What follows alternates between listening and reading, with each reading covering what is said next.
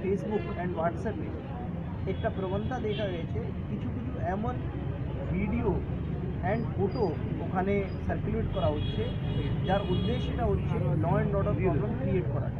ওখানে বেসিক্যালি বলা হচ্ছে কি কিছু বোরকা ক্ল্যাড যেটা উইমেন আছে তাদের সতর্ক থাকতে, ওরা বাচ্চাদেরকে নিয়ে যাচ্ছে, যেটা কিছু 1 বছর 2 বছর আগে আমরা তারপরে কিছু কিছু লোকদের পিকচার দিয়ে বলা হচ্ছে না এদেরকে দেখলে এরা এই কাজ করছে। উদ্দেশ্যটা হচ্ছে রুমার ছড়ানোটা, রুমার ছড়িয়ে ল অ্যান্ড অর্ডার ক্রিয়েট করাটা। আমরা সবাই থানায় সবাই ইউনিট যেটা আছে আমরা প্রচার চালাচ্ছি, আর আপনাদেরকে রিকোয়েস্ট করি আপনারাও মানুষদেরকে ওটা সজাগ করুন। যদি কোথাও কোনো এইরকম জিনিসটা আসে প্রশাসনকে ইনফর্ম করুন, নিজে আইনটা তোলার দরকার নেই অ্যান্ড কোনোভাবে রুমার ছড়ার দরকার নেই। একটা জিনিস আর গুরুত্বপূর্ণ আছে, এই ধরনের রুমার যেখান থেকে ল অ্যান্ড অর্ডার হতে পারে या কোনো আপত্তিজনক ভিডিও या পিকচার সার্কুলেট করা, এটাও অপরাধ আছে স্যার। এর জন্য আগে দিল্লি হাইকোর্ট এটা বলেছে, এর জন্য তো আপনারা সেলও করেছেন, নতুন সেল করেছে, আমরা পাচ্ছি, ওটাকে ব্লক করাচ্ছি। বাট মেনলি হচ্ছে অনেক সময় হচ্ছে আমরা যেটা দেখি মানুষজন যারা জানে না, না জেনে ইনোসেন্টলি ওরা ওটা জিনিসটাকে সার্কুলেট করে দিচ্ছে।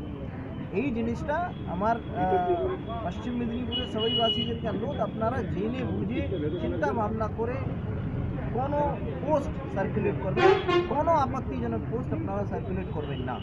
স্যার, যদি কোনো ব্যক্তিকে দেখা যায় যে এরকম পোস্ট শেয়ার করছে, সেক্ষেত্রে তার এগেনস্টে লিগ্যাল কি প্রসিডিওর? লিগ্যাল ডেফিনেটলি আমাদের আইটি অ্যাক্ট অ্যান্ড আইপিসি আমরা অ্যাকশন নিতে পারি। এটা স্ট্রং অ্যাকশন, ভালো সাজার প্রাবধান আছে আইটি অ্যাক্ট। এখনো পর্যন্ত জেলায় কি এরকম কাউকে ডিটেইন করা গিয়েছে বা এরকম? এখন পর্যন্ত আমরা অ্যাকশন এই জেলায় এখন পর্যন্ত পাইনি।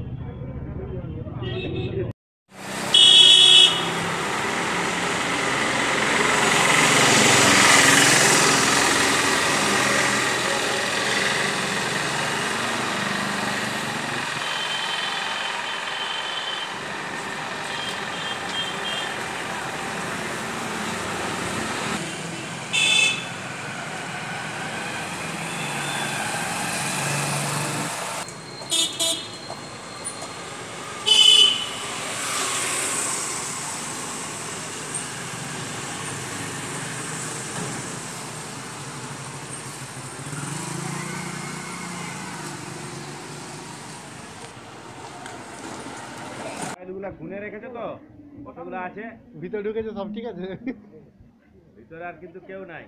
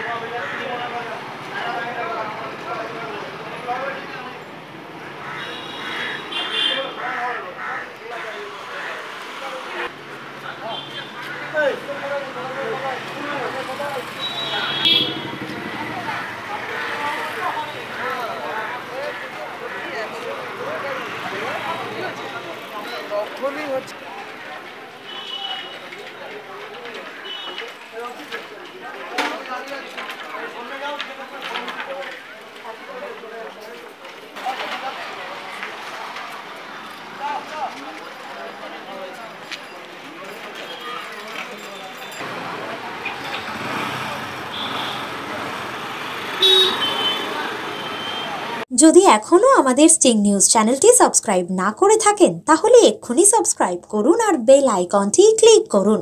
পেয়ে যান সব খবরের দ্রুত ভিডিও আপডেট।